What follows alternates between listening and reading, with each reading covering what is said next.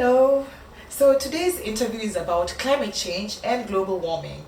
And here with me is a special guest, and I would like her to introduce herself. Hello, my name is John Chemtai. I'm a fourth year student at the University of Nairobi pursuing environmental science and natural resource management. Wow, Yeah. that's very impressive. And to have made it all the way to the fourth year, congratulations, you know. Not easy. And that's not really a subject that's really studied here in Kenya, or are there very many people who study it? No, it's being studied actually. Yeah. Yeah. So, what's your general take on global warming and climate change in regards to Kenya and your studies at the UON? Okay, in Kenya, I can say, for my opinion, we are at a great risk in climate change since, let's say, pollution,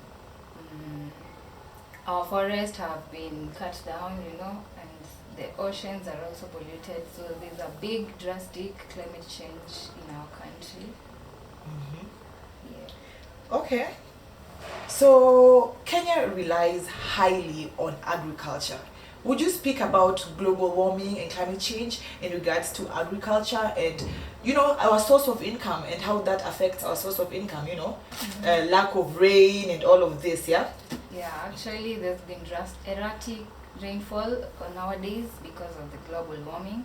The emissions, greenhouse gases are being emitted everywhere.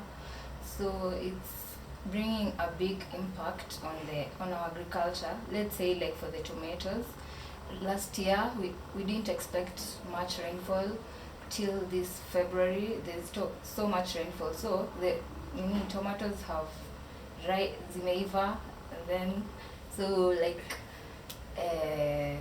it is inakuwa harvested a lot, then zinaharibika. That's why ndo aziko mbichi ndo zive so zinakuwa kidogo pia, ndio maana wame hike price ya tomato. Yeah. Okay.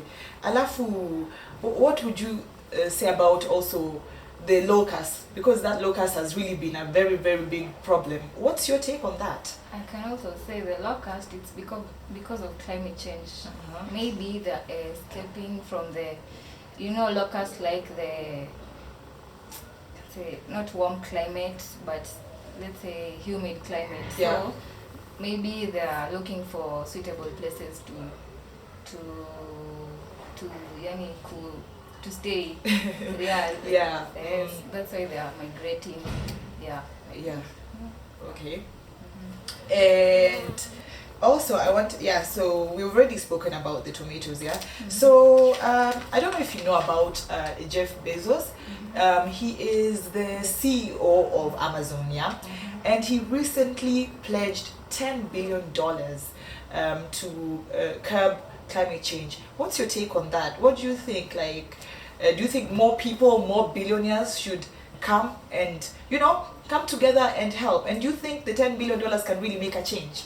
Yeah. Well, I will say it's a good thing for Jeff to do, but when it comes to climate change, it starts with personal. So even if he brings out the money and the people are not practicing good climate, they're not practicing good, what can I say,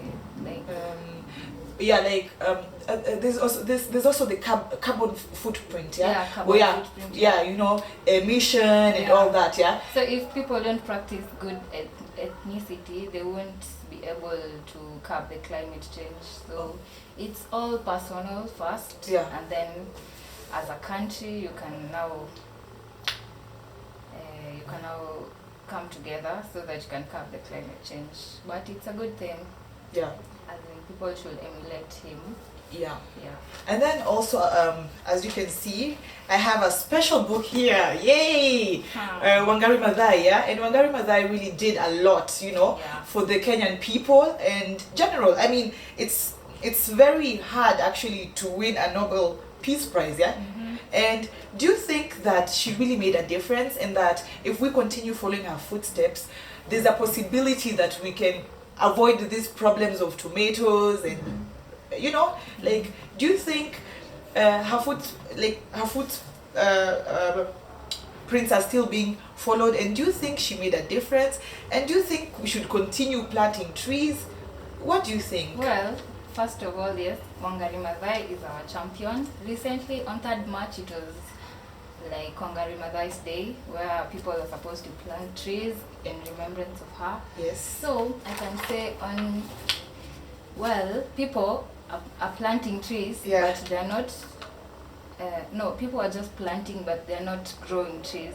You know, you can just put a tree there, then leave it to die or something. Yeah. So You're supposed to water it and take care. Yeah. what they should do is practice on planting and Yeah.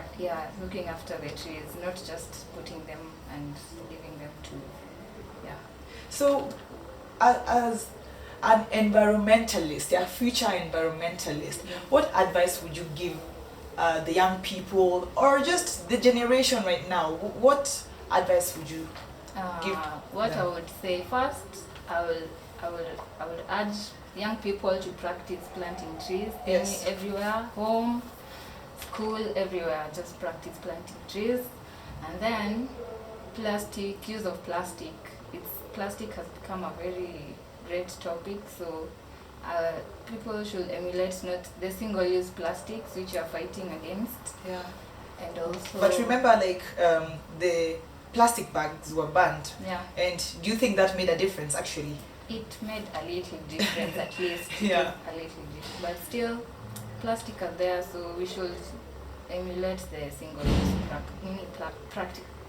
plastic. Yeah. Yeah. What else? So thank you so much, June, for taking your time and inviting me over to your place for this Welcome. interview. You're And yes, I hope the people will learn something.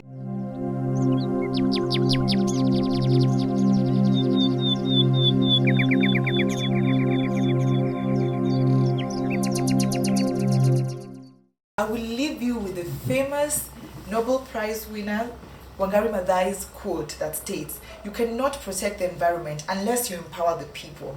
You inform them and you help them understand that these resources are their own, that they must protect them." Faith Andeka, Elite Studios.